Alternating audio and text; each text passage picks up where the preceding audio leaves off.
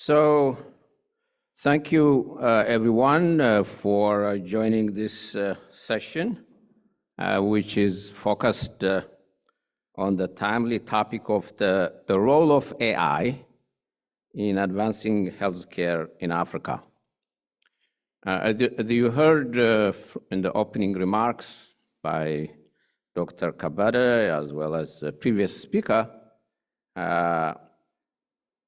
this is an area that is transforming our lives in every conceivable way. From the cars we drive, our nutrition, as you heard before, the smartphones we use, and the shopping we do.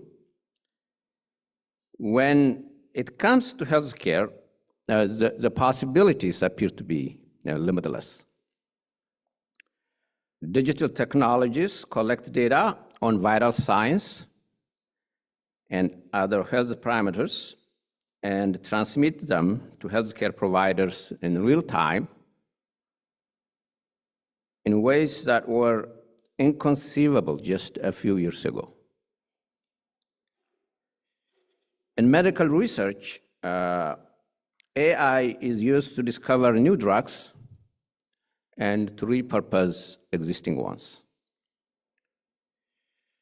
In many instances, such as image classification, AI has proved to be no less effective than humans in diagnosing and detecting diseases.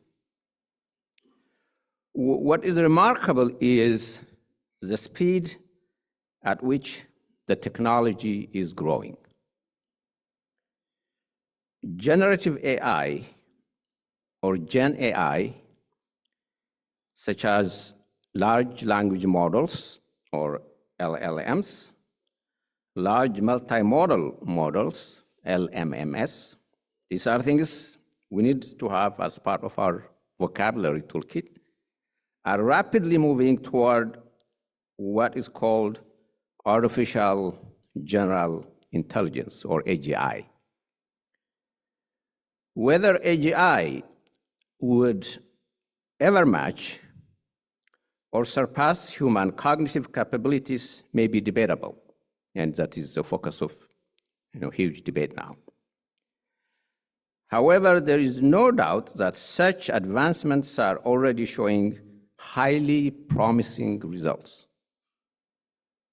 For example, large multimodal models, LMMs, have proved to be capable of performing more complete patient assessments, synthesizing information across multiple domains, texts, images, and video clips. Such models can analyze with great precision radiology images, photos of skin lesions, or interpret slides of tissue samples. An LMM that handles sound could be used to perform such tasks as analysis of cough, heart and lung sounds, or translating spoken languages. A large language model can assist in the review of massive amounts of information in a short period of time and aid clinical research and decision-making. Further, generative AI can be used to enhance pharmacovigilance, especially in places like Africa. These capabilities could translate into promising healthcare practice in several ways. For example, providing remote diagnosis to rural health systems that may lack adequate resources, or facilitating remote interaction between patients and doctors, or enabling communications between a non-English speaking patient with a Chinese speaking specialist. As attractive as these opportunities are, as was pointed out earlier, the technologies have also many challenges. First, these models, as Dr. Kabar actually pointed out earlier, as reliable as the data they are used to train. And we know it is not always easy to find the required massive, diverse, and well-annotated data, especially in Africa. There are also many ethical and privacy concerns, as you heard earlier, associated with the handling of sensitive data like medical images, personal documents, and so on. Further, the computational requirements for training and deploying such models may limit their accessibility to resource-constrained places like in Africa. By and large, there is hope that this technology would transform in a positive way healthcare delivery not only in the developed and higher income countries, but also in poor nations in Africa and other developing countries. On the other hand, there is also concern that there are not adequate guardrails to effectively ensure the safety and privacy of patients against use of these technologies.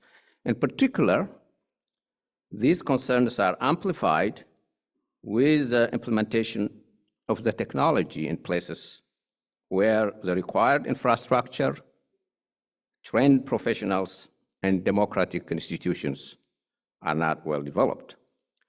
Especially in dictatorships, we know how disease could be used as a weapon of war, and we have seen that in our own country.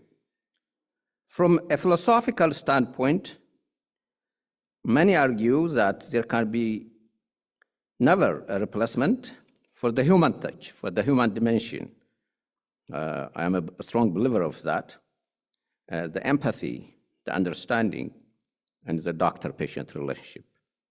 So to help us sort out all these challenges and opportunities of these technologies, in relation to the realities on the ground in Africa, we have assembled a panel of experts who are passionate and recognized for their work and experience about advancing public health, especially in Africa. The panel is formatted as follows. So this is a unique panel. We are experimenting this in a P2P conference. Each panelist will be asked a pre-assigned question to address in less than 3 minutes. There will be 2 rounds of questions for each panelist. This sounds like the presidential debate, but it's not the presidential debate. Other panels will be asked to comment on questions asked to others to enrich the discussion, and then we will open the floor for questions and answers.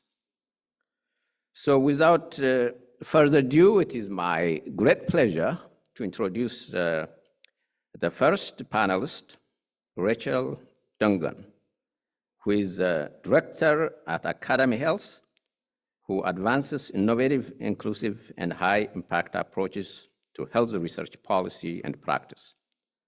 Her portfolio focuses on exigent issues such as bioethics, misinformation, disinformation, public mistrust of science and evidence, and she's also interested in emerging methods or technologies such as artificial intelligence. For domestic and global health, she is actually formerly a Fulbright Public Policy Fellow at Côte d'Ivoire, so she is familiar with African realities. She earned her Master of Science in Social Policy from the famous University of Pennsylvania, and has trained in civic engagement, global health diplomacy, and social impact strategy. She maintains multiple teaching, speaking, volunteer, and advocacy affiliations. All views expressed will be her own. So let us thank Ms. Dungan for joining us. The second panelist, my dear friend, Dr. Misra Gazmu, whom I have known actually for several decades, is an Ethiopian-American statistician and program official for statistical methodology grants at the Division of Clinical Research within the National Institute of Allergy and Infectious Diseases, or NIAID. She earned a PhD in statistics from American University with a pioneering dissertation under a famous statistician by the name of Nancy Florney, who is well known among statisticians. She began her academic career in 1993 at Norfolk State University, and then she joined NIAID, and she has been there since 1998. She is actually elected a fellow of the American Statistical Association about a year ago. This is a distinct honor. Just to give you a perspective, only 0.1% of the membership could be a fellow at any one particular time. So that speaks to her accomplishment. So thanks, Dr. Misrak, for joining us. Online, our third panelist is Dr. Busola Shonoo, who is a healthcare leader with over 13 years of experience in clinical practice, healthcare consulting, and medical administration. Currently serving as a manager of health tech at Anadach. She is also the co-founder and chief operations officer of Quick Medical Consult, recognized for its hashtag worm-free zone campaign, which has dewormed over 30,000 children since 2011. With more than 9 years of strategic healthcare consulting, Dr. Shonoo has provided solutions to global health firms, healthcare startups, pharmaceutical companies, and so on. She holds an MBBS as well as an MBA at the Quantac School of Business and Technology. So let's thank Dr. Shonoo for joining us remotely. Last but not least is Dr. Berhanu Alamayo, who holds a doctoral degree in health services research, health policy from the University of Michigan, Ann Arbor. He has over 20 years of experience in health economics and outcomes research, as well as real-world data generation. He has held leadership roles at major pharmaceutical companies such as Merck, AstraZeneca, Novo Nordisk, and Merck Medical. Currently, he is a professor at Rutgers Business School. He also served as Assistant Director of Population Health Data Sciences at the Rutgers Center at Cancer Institute of New Jersey. He has published extensively. In fact, one of his papers that he co-authored was cited by the US Supreme Court, Justice Ruth Bader Ginsburg, when she upheld the Affordable Care Act in 2012. So let's thank Dr. Berhanu. So my first question is to Ms. Dungan. There is much optimism about ongoing digital revolution's potential to advance healthcare in developing countries, particularly in Africa. I know you have done a lot of research in the area, and I have read actually several of your papers, very fascinating. So if you could share your thoughts on this topic, especially focusing on the promises of these new technologies. Thank you. I'm happy to do it. First, I want to thank you for the invitation to participate, especially alongside such esteemed panelists. With regard to the question, I don't think that it's hype, but I do think that there are some critical caveats associated with using artificial intelligence and other emerging technologies in different contexts. So I think when we consider the power and potential and the optimism around using AI in developing our low and middle income contexts, there are some incredible opportunities there, but it's also important to recognize, I think as you had noted, that each one of those contexts is different. And it's not necessarily fair to lump them all together, subject to different social, cultural, political norms. And to the earlier point during the nutrition presentation, it can be important to sit down with people in each country context and learn, as you would with a medical intervention, when you're using an AI tool or system, what is going to work for you in your context, what's aligned with your culture, what's aligned with your values, so on and so forth. That being said, I do think in some of these contexts, there are qualities and characteristics or features of the landscape that make them especially ripe for having high impact associated with AI use and exploration. So to give some examples, and actually a few of them were already touched on, we know that artificial intelligence already has strong and well-developed use cases for things like improving efficiency, automation of tasks, and that in some ways, especially in resource-constrained environments, can help serve as an extension of the workforce or can help alleviate bandwidth of clinicians and other care providers. As was mentioned, can also support health and telehealth interventions, getting specialists access to individuals in rural or remote communities and contexts.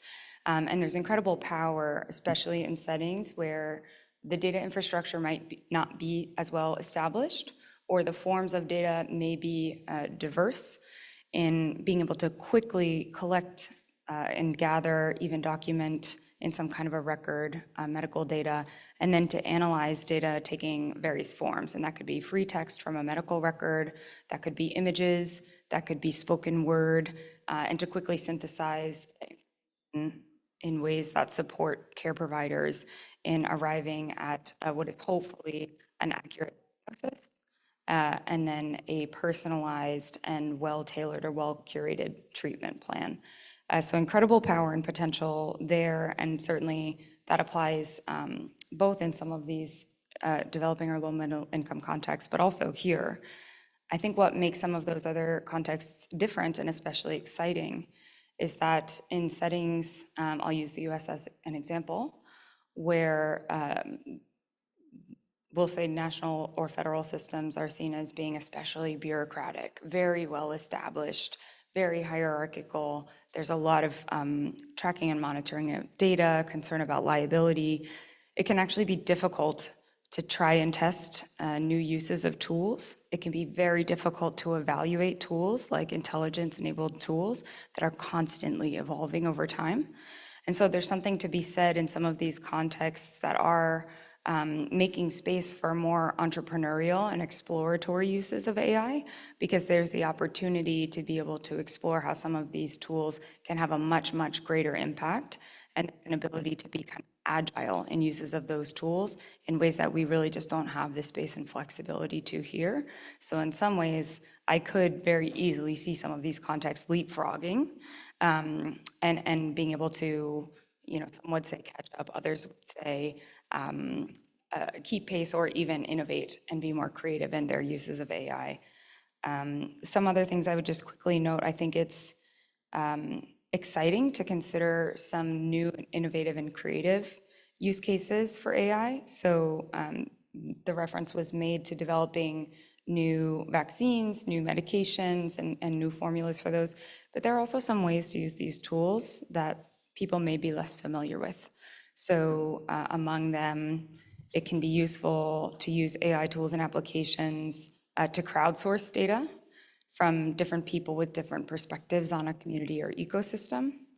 There are also ways to use these tools to promote civic or public engagement in health policymaking, in health research decision-making, even in generating new research questions, or taking the insights from a research study and figuring out how to very quickly digest and disseminate them to different audiences in a way that just doesn't happen if the results of a study take X number of years to be published, and then it takes X number of years for those results to get translated into real-world practice.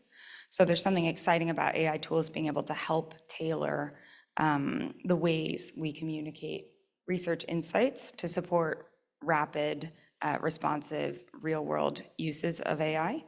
And then with some of the generative tools, there's an opportunity for them to actually create new content in ways that older deep learning or predictive models couldn't. So an example I really like to give is in settings where the data are especially limited, could be for a rare disease, could be in a setting where maybe for reasons associated with political constraints, you don't have access to certain data sets. Generative AI tools can actually fill in the blanks on a data set, basically replacing missing data, or can anticipate what the next most likely row of data would look like in a way that would indicate that participant is very likely to be, valid relative to the training data, rather than having a sample of 10. Can you hear me? Okay. Now you can have, you have the ability to conduct. Any better? Okay. We'll see if it goes out. Essentially, it can generate and manufacture data that don't yet exist, that are very likely to be valid based on the training data. There are concerns here, significant concerns, but it means that, again, when data are limited, or when you're talking about personally sensitive data, rather than engaging in data extortion or taking advantage of people's personal or private information, you can generate a synthetic or a digital twin and now expand the size of your sample size. So it's actually quite exciting, the flexibility that this affords, also in terms of public health surveillance, anticipating when the next crisis will happen, when the next pandemic will happen, and modeling different ways a country could respond to that based on past experiences or anticipated challenges. The main caveat that I would add is with the question about whether it's hype, there are very critical considerations. So that optimism cannot go unchecked. If these data sets are not representative of the populations that an AI tool is being deployed in, that has serious concerns, can cause harm, certainly perpetuates bias.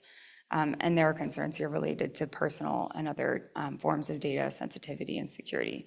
So I don't think that the optimism is unwarranted. I think it's actually very exciting and there are incredible opportunities, but it is important to be careful, aware of the potential to perpetuate bias or harm, and then to communicate in very transparent ways about the limitations of some of these tools or some of the concerns and caveats associated with using them. Thank you so much for the detailed description of the benefits. We share your optimism. And maybe let me give a chance to other panelists if they can comment on the question or have maybe different perspectives. Maybe I could start with Dr. Masraq Gazmu, if you have any thoughts on this.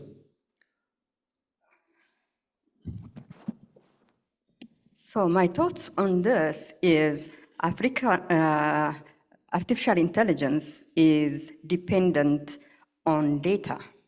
So do we have data?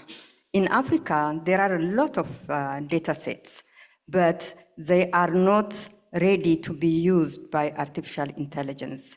How do you find it? How do you access it? And also, what is the interoperability that it's going to communicate with artificial intelligence? And what is the reproducibility of the data output? And so we have to focus on cleaning the data and making it ready for artificial intelligence to be used.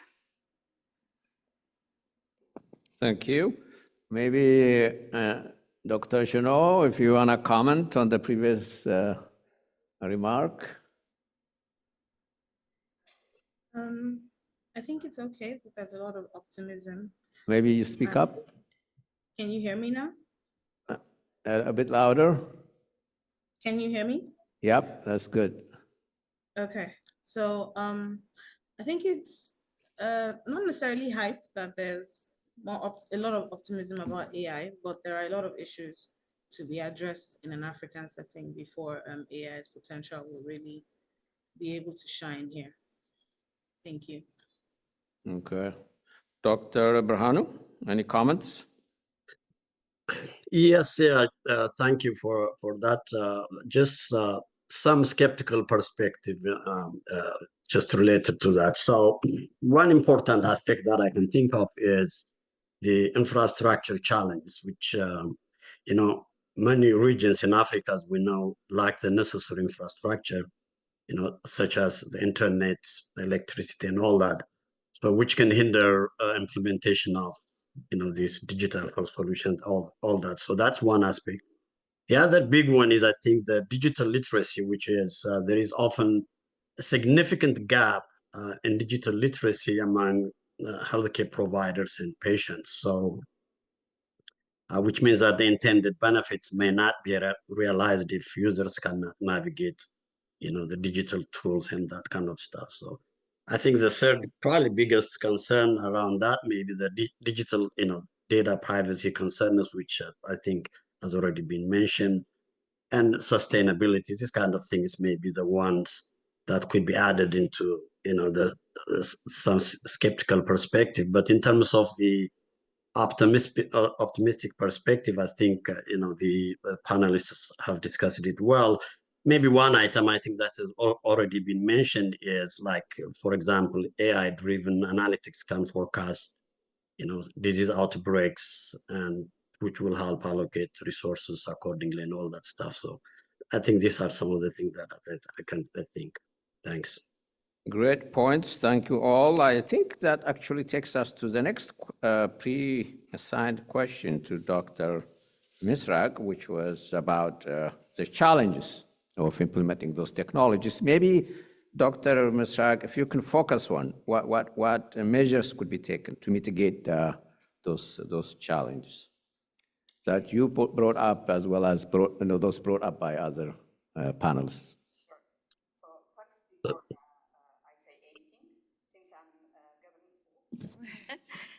Since I'm a government employee, I have to read a disclaimer. I am participating in a personal capacity and not speaking on behalf of the government or the National Institutes of Health. Okay, saying that, I would like to thank P2P, especially Dr. Naugao. I have been coming and participating in things since the inception. So I know what P2P is doing, and we are all proud of you. And so to go to the question, so the first thing I want to say is, so humans think with brain. How does the artificial intelligence does the thinking? So it is in the algorithm. So we have to think of what is the objective of getting the artificial intelligence system. So this has to come, the question and objective has to come from the health practitioners. So with that in mind, statisticians and mathematicians work with data to answer those questions. And the computer scientists work together to run the artificial intelligence efficiently. So that is, algorithm is the brain of the artificial intelligence. So we have to have that in mind. And also, we need to have the data which is representative of the population, which has a local context. Otherwise, if you buy an artificial intelligence system from here and want to use it in Africa, it may not be useful. How is it performing? For example, if it performs 98% in the US or any of the developing countries, the developed countries, is the performance going to be the same in Africa? So we have to make sure that we get what we want. So Africa has a lot of data actually, but it's not usable for artificial intelligence. So we have to train data managers, data scientists, so that they will be able to make the data ready so that we can, so when we buy artificial intelligence system from the US, let's say, and what data did they use? what data is used matters a lot on the performance and on the outcome of the artificial intelligence. So when you buy the artificial intelligence system, until we produce our own, the first thing we have to ask is, what is the training data? If the training data is from the US, then ask, can it be trained with the local context from African data? Unless we do that, it's not going to be useful. So we have to be aware of that. The next thing that most of you have said already, computational capacity, data storage and processing data. So until Africa gets its own, fast computer and high, data storage, we can use cloud.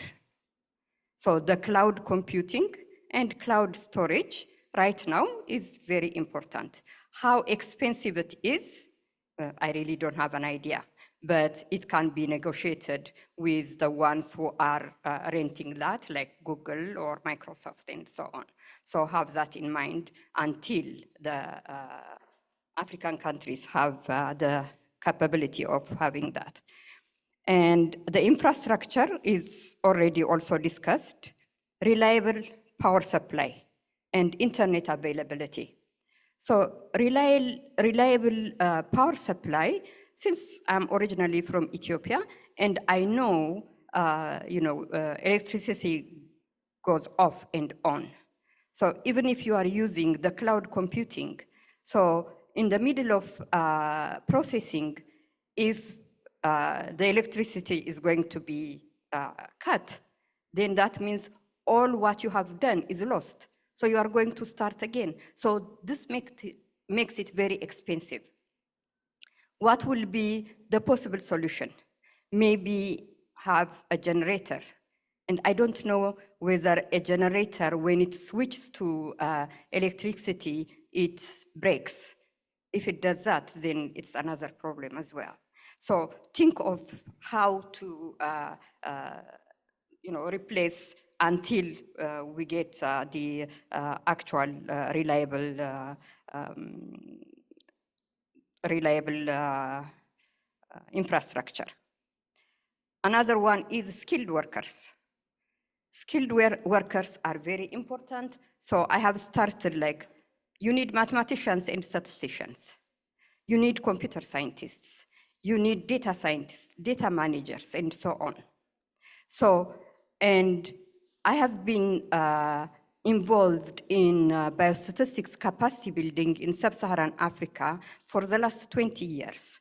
And a lot of programs are already developed. And what I saw in that is there are a lot of skilled workers in Africa. But the main thing is to retrain them. There are a lot of mathematicians and statisticians in Ethiopia. How are you, so by giving internship, either it can be hospitals or it can be the government health ministries, they have to give internship so that they will be trained or they will have an idea on how to deal with the digital health. So I think Brahanu mentioned that that's very important. So make sure that we have used the skilled workers. AI system maintenance. So AI system, you buy it or you get it until Africa gets its own. It needs to be maintained. For example, if data changes, if statistical methods, mathematical models are updated, how are we going to maintain the artificial intelligence system? So this has to be negotiated with someone you are buying the system from. So this is very, very important. Performance. How are you going to measure the performance of artificial intelligence system? For example, WHO has AI product performance profile. So that is in terms of sensitivity and specificity. So sensitivity is how good an artificial intelligence system predicts the positive outcome of a disease. Specificity is how it's going to predict the negative, which is the healthy people. So it depends on those outcomes. For example, they will say for this product, the performance profile is like 90% sensitivity and 70% specificity. So there is that kind of a performance measure.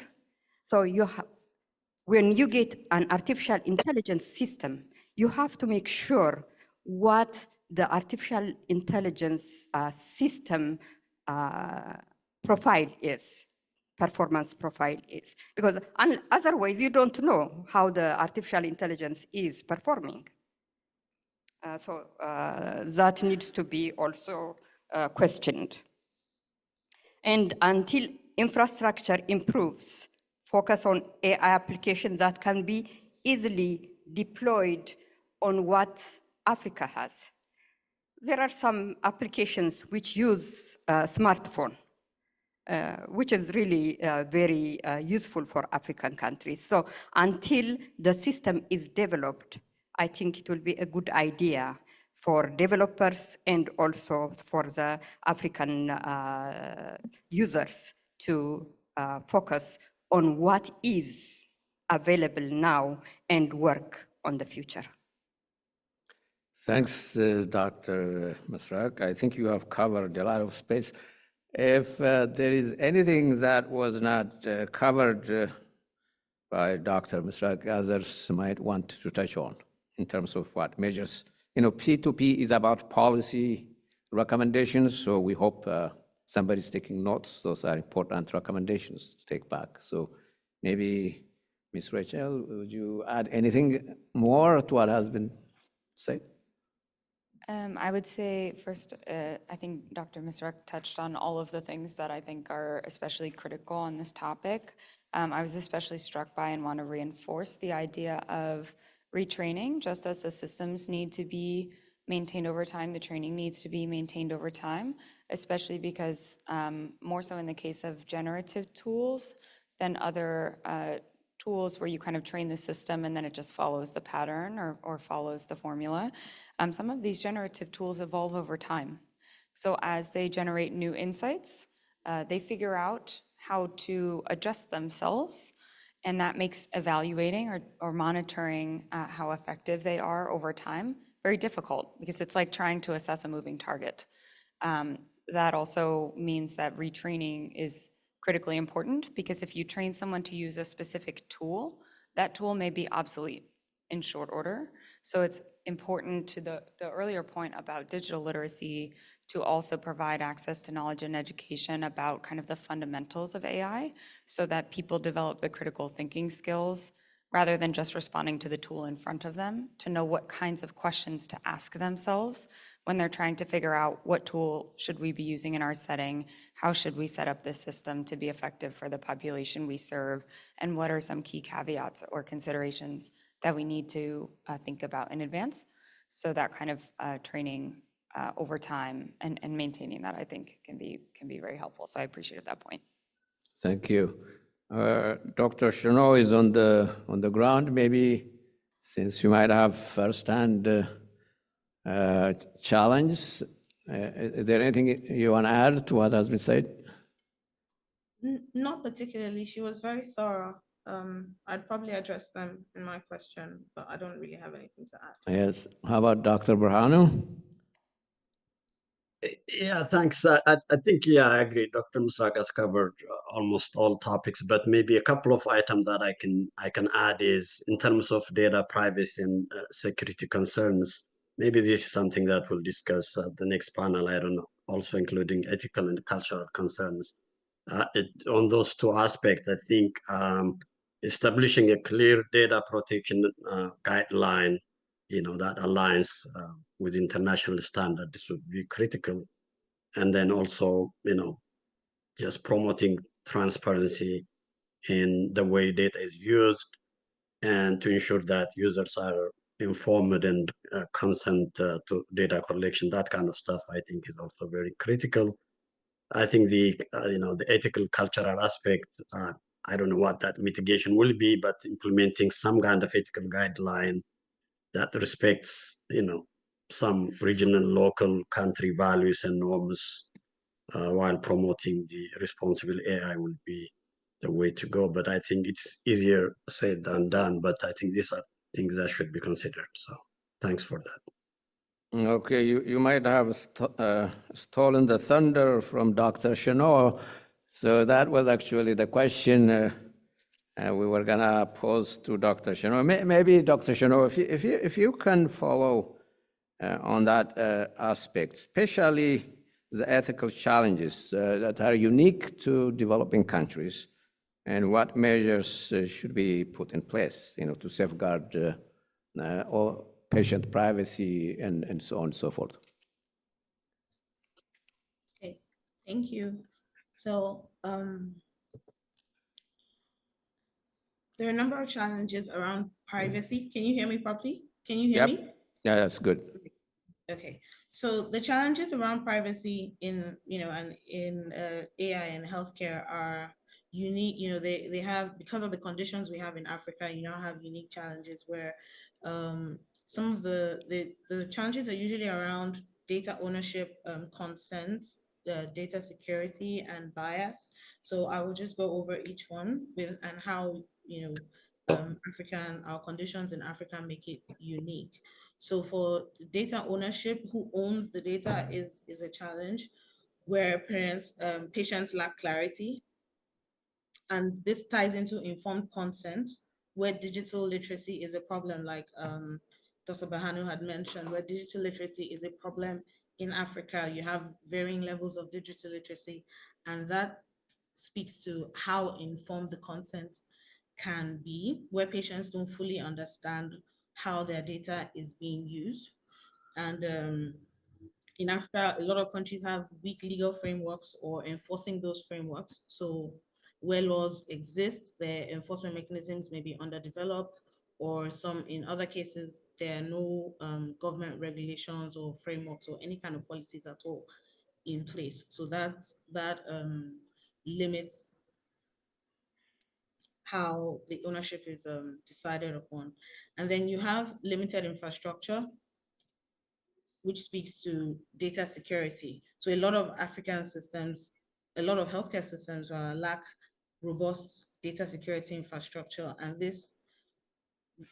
and healthcare data in particular is very valuable because it has a lot of different kinds. You have personal data, financial data, and medical information as well. So as valuable as it is, it's very important how it is used, stored, or transported, or moved around. So the infrastructure, in Africa is very lacking in a lot of areas. So this definitely creates a problem around data security.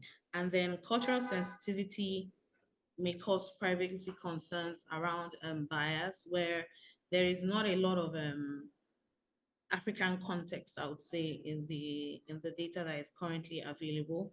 And then when you think about systems or conditions that are that are stigmatized rather in Africa, and how culturally we react to those stigmas, AI usually will not catch these subtleties, right? But a lot of African countries are taking steps to address these challenges. Some countries have already started creating frameworks or regulations. I know South Africa is doing something. Nigeria has the data protection regulation. Kenya has a data protection act. So does Ghana, and Ethiopia has a digital health blueprint. So the measures really to safeguard privacy in Africa would be around, taking steps to mitigate these challenges, where you create stronger legal frameworks, like some countries have started doing, and this would help clearly define how patient data should be collected, stored, and used by the AI systems. Also taking into consideration reducing bias in these systems by creating contextual data, then improving digital literacy across board, via education and advocacy, and then as well as investing in data security as well, and these to prevent breaches. So these challenges in protecting patient privacy are universal, but in Africa, they take on unique dimensions. So when we strengthen our legal frameworks, enhancing digital literacy and invest in secure infrastructure, African countries can then safeguard the privacy while leveraging AI to improve healthcare outcomes. Thank you. Yeah, great comments. I know, Ms. Rachel, you have done a lot of work in this area. Wondering whether you had anything else to add to this. I think the only thing I would add, again, I think it was quite a comprehensive response, is that especially across the continent, we see diversity in how different legal and regulatory frameworks are set up. And I think something we've observed globally as a challenge in this space is that just as disease isn't often confined to a country's borders, AI use isn't confined to a country's borders. So when you have different people regulating in different ways, or you have people beholden to different legal systems, it can be especially challenging to figure out, in the case of a breach, in the case of a violation of trust or patient privacy, who's responsible, how are they going to be held accountable, and who even has ownership of that information to be able to monitor and track breaches.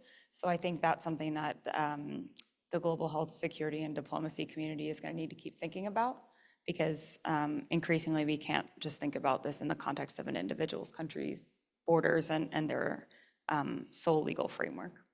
Great. Maybe Dr. Masrag, if you have any thoughts? I really don't have anything to add. It's well covered. Okay, I know Dr. Berhanu has given his 2 cents on the topic, but we'll go directly to the question assigned to me. This is a very important question, especially that affects the P2P community. I know artificial intelligence is already replacing a lot of jobs. Computer programmers are losing jobs. Radiologists would be losing jobs. So the thinking is that, would AI reduce the need for trained healthcare professionals? So last time I checked, GPT-4 can tell me a lot more than what my primary care physician can tell me about a certain condition. So this might lead to job loss and reduction in investment in healthcare infrastructure, especially in developing countries. So the question to Dr. Berhanu is, are these concerns valid? Should the group here lose sleep over this?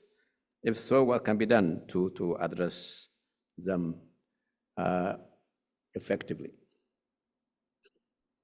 Okay, thanks for that question. I did jump into answering some of the questions without thanking the coordinators of this panel. I really like to thank everybody for inviting me.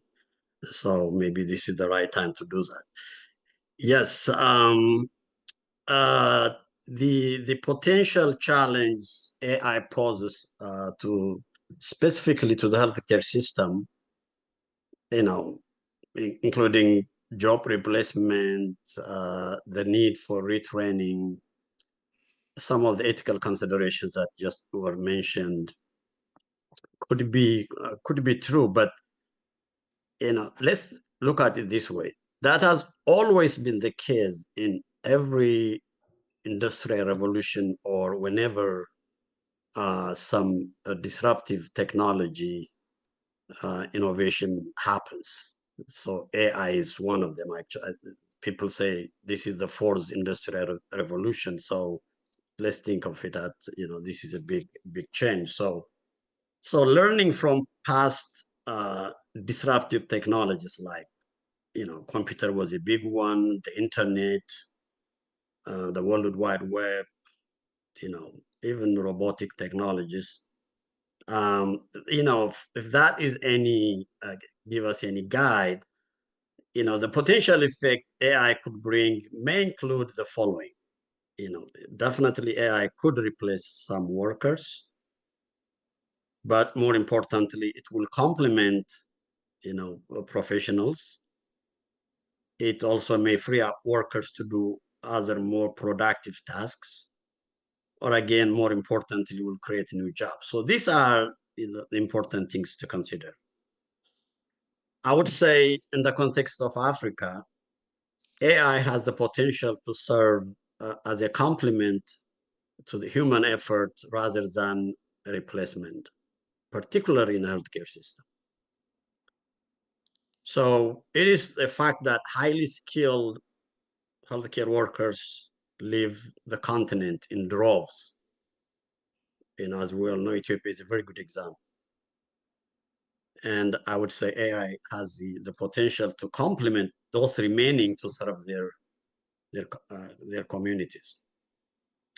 So as already been mentioned, one of AI's most significant benefits in Africa is helping healthcare workers to do more with limited resources. For example, improved diagnostics.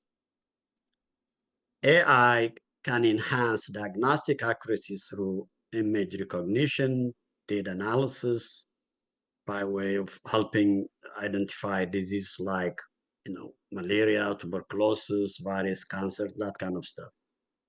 So this enhances diagnosis accuracy will definitely result in freeing up healthcare workers to focus on patient care.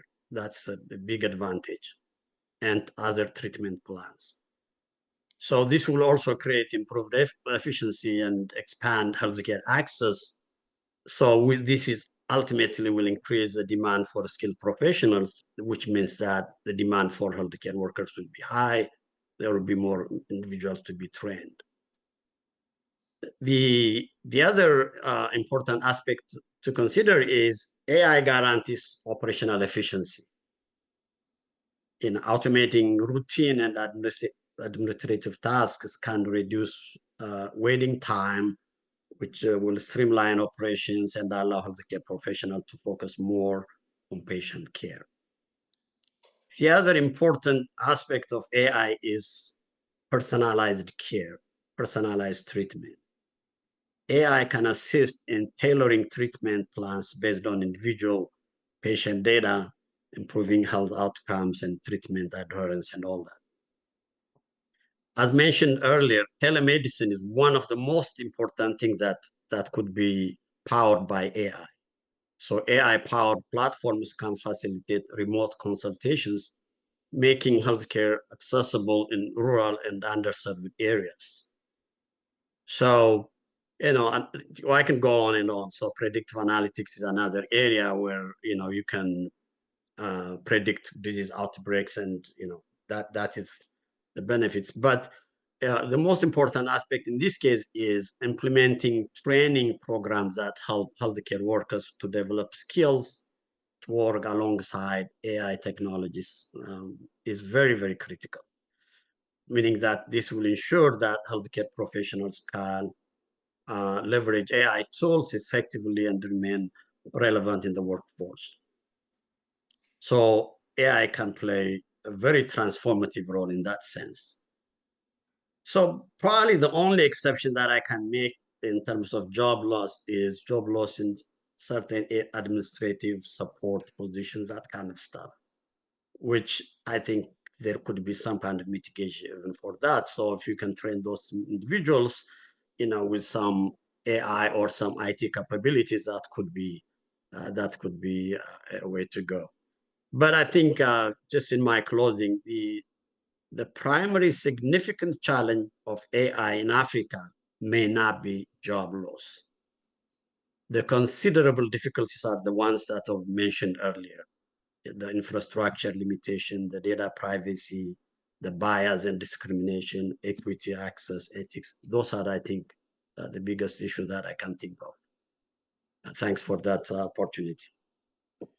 Well, thanks on that positive note. It seems his remarks are reassuring to those of you who might have lost sleep over losing, but I still would like to hear from other participants if they see any concern in this regard. Maybe you understand, Rachel?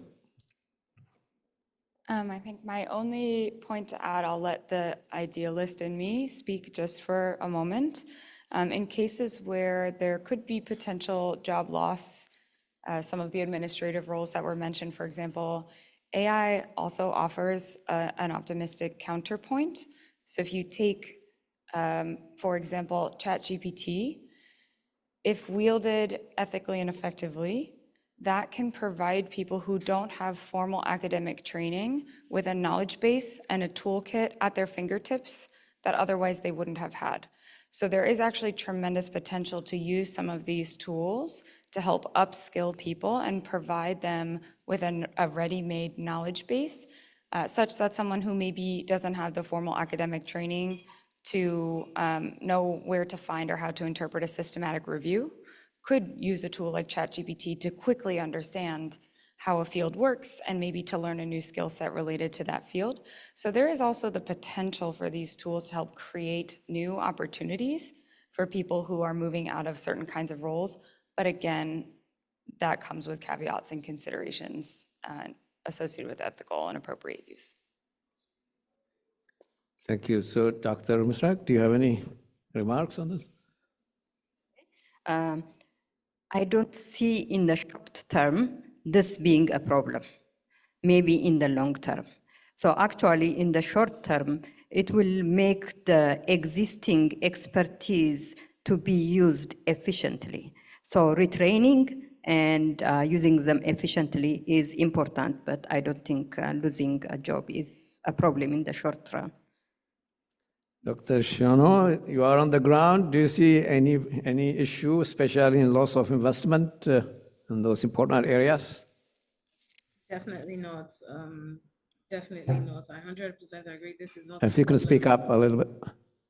I agree that loss of job is not a problem right now. It's not 100% agree. It's not a problem right now.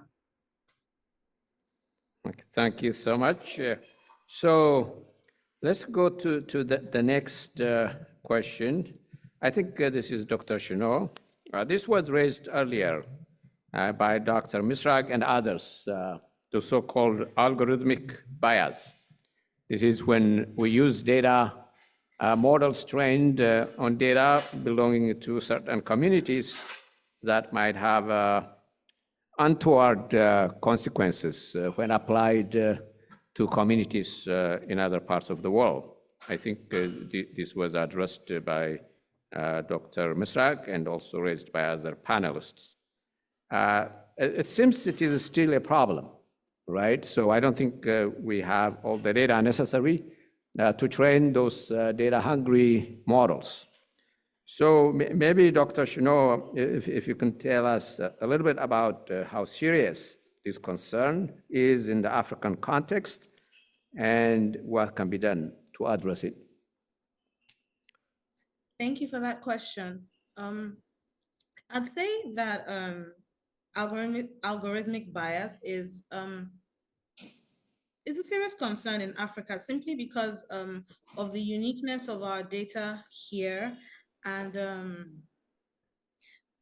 how AI models are trained, where if the data doesn't represent the population, then the outcome is going to be inaccurate just by, the fact that it's how the AI is trained. So if there are issues with the data, then the outcome, and in healthcare, this can have significant outcomes where, you can have misdiagnosis or inappropriate treatment recommendations. So the issues we have in algorithmic bias in the African context tend to be around data gaps or underrepresentation, where the current models are globally trained on data from well-resourced systems. Let me use that terminology. And they may not necessarily capture the specific health conditions or demographics. For instance, like skin cancer, AI tools tend to perform more poorly on darker skin conditions. Just shows that the context of the data is not fully, the data doesn't fully represent the darker skin, how the condition presents rather in darker skin. So the diagnosis, the rate of detection will be lower, the accuracy rather of the diagnosis will be lower. So this is a big problem, and the government frameworks can help in this area, where they ensure that the data being presented is properly representative of the population. And then the local infrastructure, here we're talking about infrastructure in terms of the infrastructure in the healthcare system, where the challenges we all know, limited access to diagnostic equipment or inconsistent data collection methods. And this will definitely affect the data being collected and therefore affect the AI model as well. So having the frameworks address this issue is an important measure. And then finally, it would be around cultural and socioeconomic context, where you can have like in Africa, for instance, factors like clean water or nutrition will significantly affect healthcare outcomes. And these are not factors that would generally be considered in more developed countries. And that's where most of the data that these AI models are developed on will use. So this would be an important context that would create bias in directly transplanting these models. So to address this, the main things would be around developing African data sets that are truly representative of the sheer variety and diversity that occurs here in Africa. And some countries are already beginning to create strategies, like Nigeria has an AI strategy that addresses this, and the minister recently spoke about how this is an opportunity for Nigerians and for Africans to create data, contextual data towards the LLMs like we spoke about, and also creating frameworks to guide ethics around this and to ensure that there's no exploitation or to minimize bias as well. So to conclude, I would say it is a significant concern, especially where the models are trained on data that doesn't reflect the diversity. But through government efforts and strategies, it is possible for us to take steps to reduce this bias. Thank you. Thank you so much. Maybe I know Dr. Misrak has given her thought, and Dr. Burhanu has said a bit. I don't know whether, Ms. Rachel, you have any thoughts on this? I don't have much to add. I think that was very well put. Maybe the only addition is that we know some of that bias has already existed in past and has been perpetuated in academic journals and Western peer-reviewed publications, so on and so forth. I think what makes AI different is that this all moves faster, and so it becomes harder to put in place systems of checks and balances to be able to check for and mitigate sources of bias. But I completely agree with what was shared.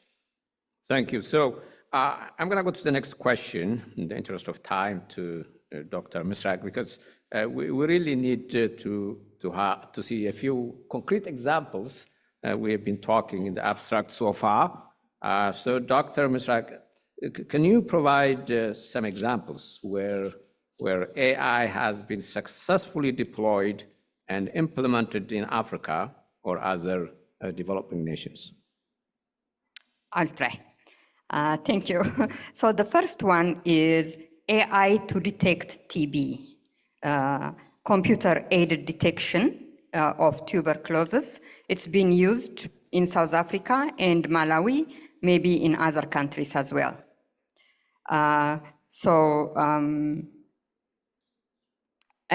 This AI system is actually rated by WHO with performance profile of threshold 90% and sensitivity 70%. And the AI has reduced time to initiation of treatment, but because of it being expensive, South Africa is still using it, but Malawi is not using it. And one of the things I see on this is you need a radiology machine close to the people. So unless you have the radiology machine taking the picture, you cannot analyze it.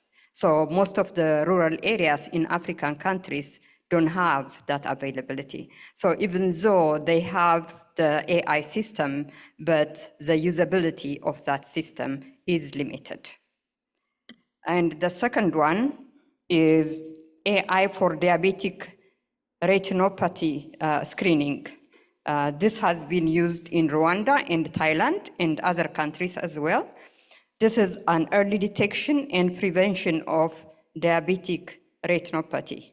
This is the leading cause of preventive blindness due to diabetics.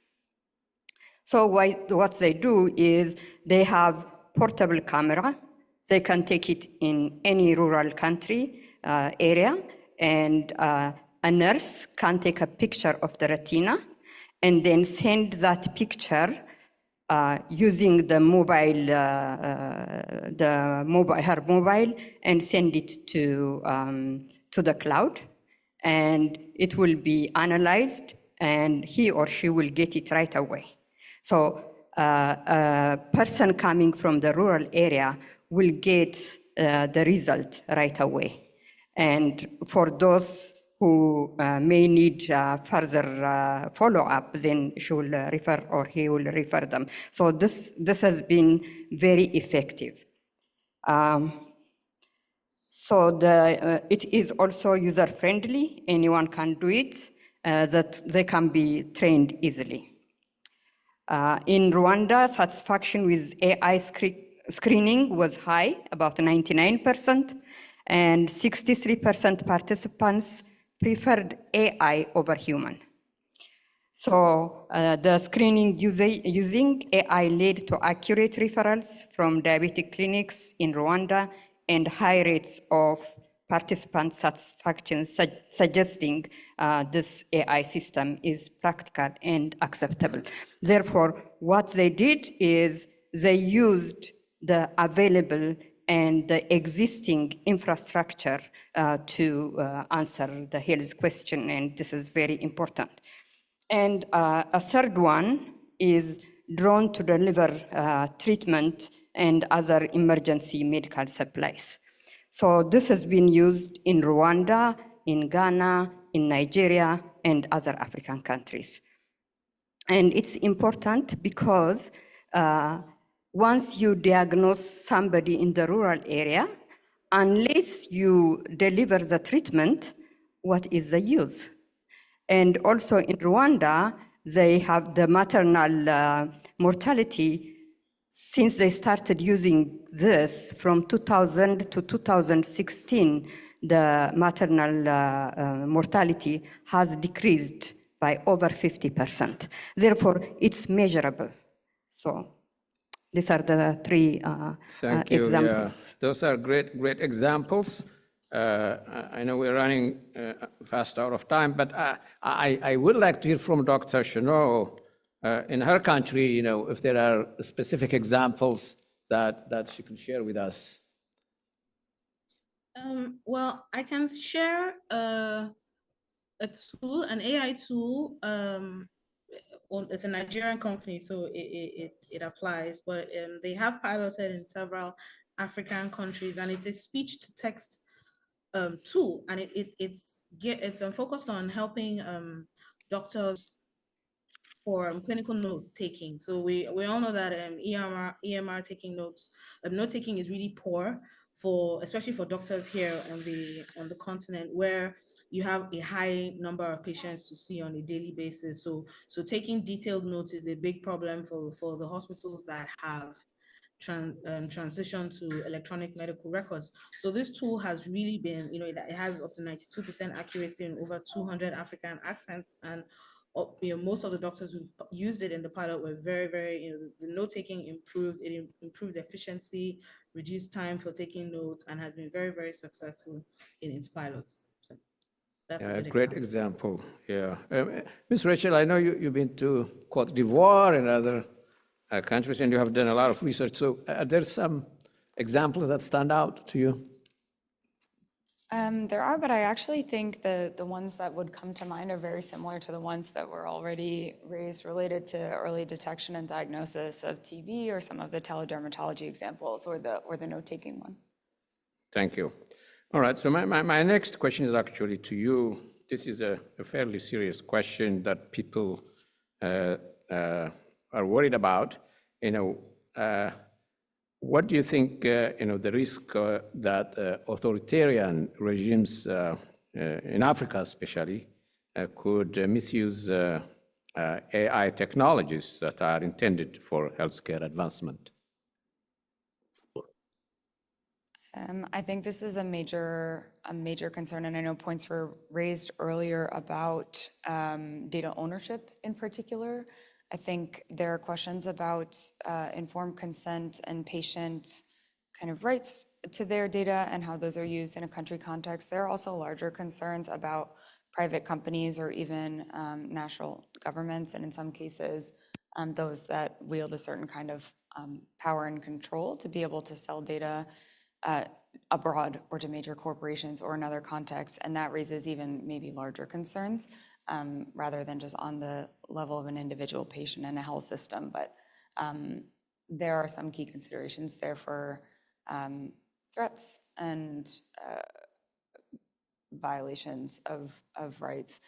I think it does vary a good deal depending on the context and the nuances of each individual case, but it gets back to what I was saying earlier about legal and regulatory frameworks and trying to figure out in cases of a violation who's responsible for holding others accountable and what are the constraints that can even be placed in the case that some kind of a regime or some kind of an individual takes an action that does harm to someone. Is that the responsibility of the WHO? Is there some other entity? And what actions can be taken, whether it's some kind of like a soft power block on trade, or whether there's a more kind of concrete and maybe assertive or aggressive way of dealing with that. But I do think it's something we'll increasingly need to think about. Thank you for those remarks. Maybe anybody else? Dr. Berhanu, if you have any thoughts on this? Yes, yeah, thank you. Actually, I have a very, very strong opinion on this one. I wish this was actually the major topic because, this is it's a very critical problem, especially in Africa, more so than the infrastructure problem that you just mentioned, because, as we all know, these authoritarian regimes use any tools they have to enhance their capability to control, suppress, and manipulate citizens. For example, AI has the potential to create an environment where there is constant surveillance, control over information, and there is a term that's just coined. It's called predictive repression, which means making it harder for dissenters to organize or resist. So this could be used for that purpose. Knowing some of our dictators in that continent, I think they are right now, they are salivating to get hold of this technology just for that purpose. For example, mass surveillance, AI-powered systems such as, like as mentioned earlier, facial recognition, motion analysis, voice recognition, all that could be used to track individuals in public space and that kind of stuff. So, some also mentioned biometric data collection could be used for this kind of purposes. The most important one is social media censorship. I think AI helps authoritarian regimes to monitor, censor, and manipulate this kind of content. So, like deep fake, whether it is voice or image, like some regimes use, they create these deep fake videos to discredit individuals or their opponents and all that. So, and another important aspect is AI-driven military technology. I think as Ethiopians, we know that all these drones, how they have been used, to harass and intimidate and murder civilians and all that. So I think this is a very, very important topic.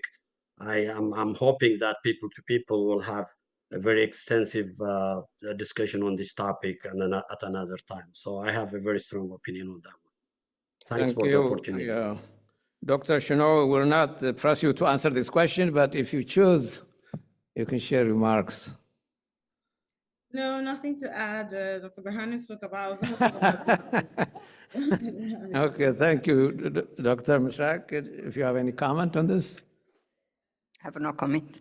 Okay, thank you. So my last question is to Dr. Berhanu.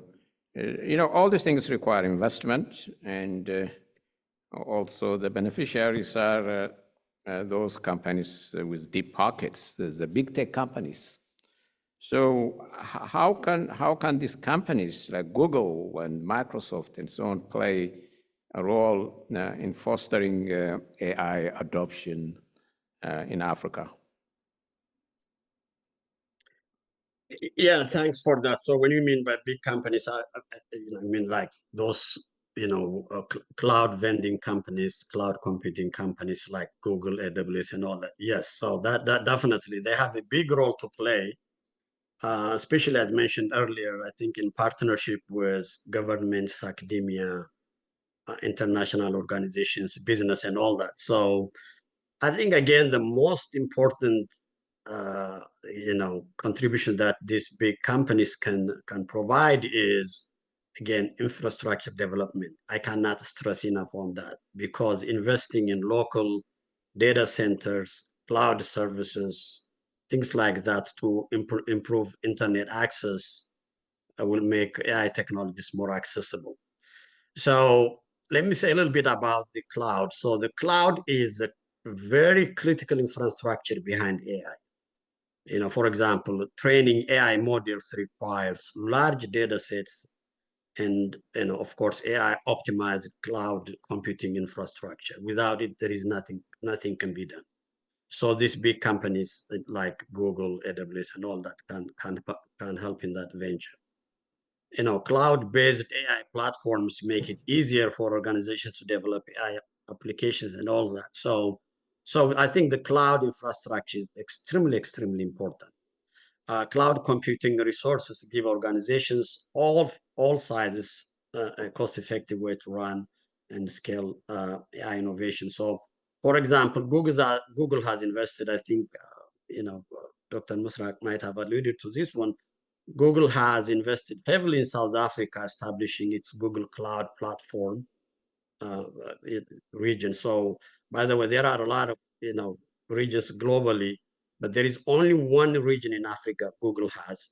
Microsoft has one, I think, again in South Africa, and also Amazon has one also in South Africa. So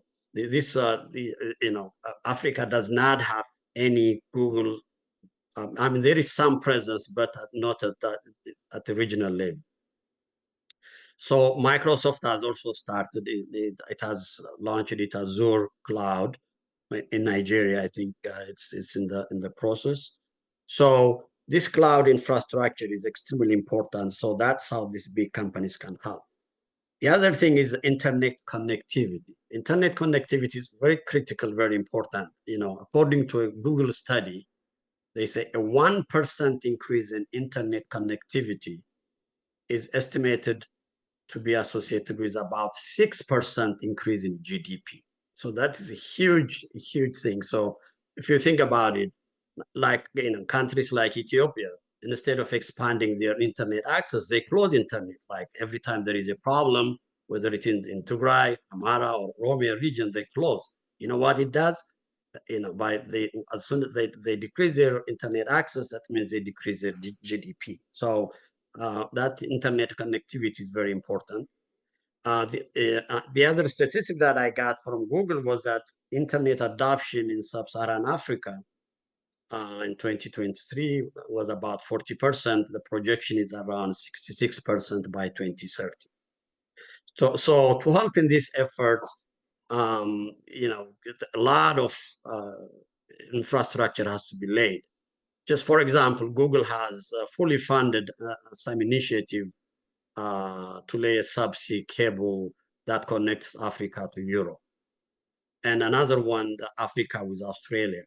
And there is also one inland connectivity that connects, I think they have this, what they call a Terra technology, using beams of light over long distances. They like to connect some African countries like Kenya, Ghana, Congo, Nigeria, and all that inland. So, in all these things, whether it is, Google region, Google zones, or inland over connectivity, I haven't seen Ethiopia mentioned anywhere. So I see that Ethiopia is way, way behind in this kind of infrastructure. These big companies can also play a role in education and training. So that means they can offer training programs, workshops, and resources to build local, AI and machine learning talents. Maybe this could be done in partnership with some local universities and regional organizations. To that effect, I think Google has created a Google Africa Developer Scholarship. I think you can check their website. They have a lot of opportunities there. And Amazon Web Service also has the same AWS education program free of charge to some university students.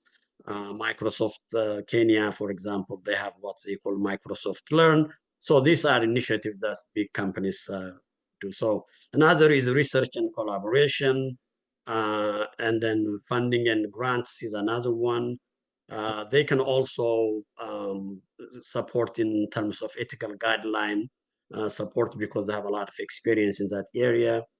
Uh, you know, uh, some maybe another one is probably a good one would be promoting best practices because they have a lot of experience in this area. They can help establish standards and best practices for AI development implementation, ensuring some kind of ethical standards, that kind of stuff. So, and then of course they can also share their tools and platforms, that kind of stuff. So yeah, I think in summary, I think big tech companies have the potential, not necessarily, of course, the will. They may not have the will, but they have the potential to help create a vibrant AI ecosystem in Africa that may drive economic growth, social development, and that kind of stuff. So I hope I didn't take a lot of time on that.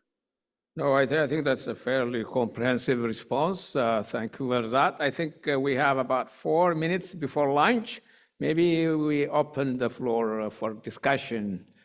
Dr. Gavallo, I think you have an opinion here. Maybe somebody can.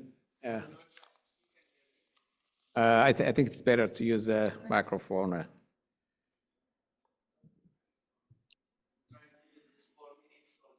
Wisely. Okay. AI, yeah, it's a good thing. I agree. But I think if we take two words, it's algorithm and data. So my first question would be algorithm in a society which is much dependent, almost worshipping computers. Do we run a risk of creating a robotic society, even in the medical field? That's one question. Second one is I hear repeatedly data, but how good is the data? How reliable is the data? Especially if you come into medical field. We have a problem now in defining what is normal for this group, what's abnormal for this group. I could give you a good example. We have a problem with the definition of normal kidney function in African American versus the other society, because if you define a certain number, the things you have to do depends on that number. So that's one thing. The other is prostate. The other is what's a normal level of vitamin D? I mean, you cannot say this number for Alaska Native, US resident, Saharan or Sub-Saharan. Really a problem. So we, even in the medical field, have difficulty of deciding. So we go to individualization. So whatever we have in the medical field, especially in the labs, who was studied to define that normal parameter? Can we wisely use it to Africa or Asia as a template? I think when that's not clear, don't you think that there should be more study before we use templates to Africa, before we even jump to using AI? I have a problem with AI. The worker AI is good, it's technology, but I have a fear with the thinker AI. And the other question is, people make a mistake, AI could make a mistake. Who's checking the AI when it makes an error? Thank you very much. Yeah, you have answered partly the question. Maybe I want to give Ms. Rachel a chance, and also Dr. Misrak may comment on this because you are passionate about this topic. I was originally going to see if actually any of the other panelists wanted to chime in, because I think the first question was related to the wording I caught was, do we run the risk of creating a robotic society in healthcare? I think I have personal comments on that, but because I'm not a clinician, I wonder if others who have experience in a healthcare context would want to chime in. Okay. Maybe Dr. Mustaq, do you have a? No, I don't have comment on that. But regarding the data, that's what I discussed earlier about this algorithmic decision making. So when you have the algorithm, it needs to make the decision on the data for the local context. So you don't want to use the artificial intelligence that's produced to the US population directly to be used to the African population.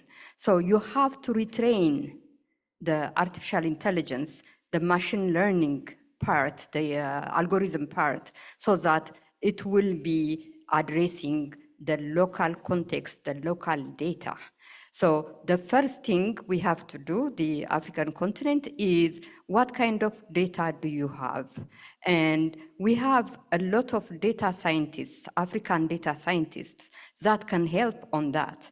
For example, there is a Data Science for Africa grant that's covering almost all Africa. I know in Ethiopia, Colombia and Addis Ababa University is doing that. So we have those expertise. Let's use them and make the data that is all over the Ministry of Health or universities or health institutes, bring them to be usable in artificial intelligence. So those data management people and data science locally can make the data ready. So before buying the artificial intelligence system, actually have the data ready and let them know that you want to fit the data with the local context, the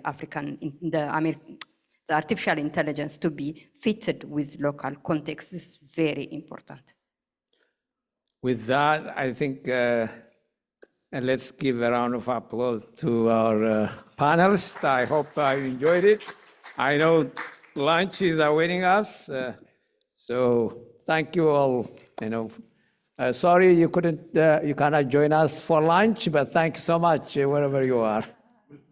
We'll take a rain check. Thank you for having me.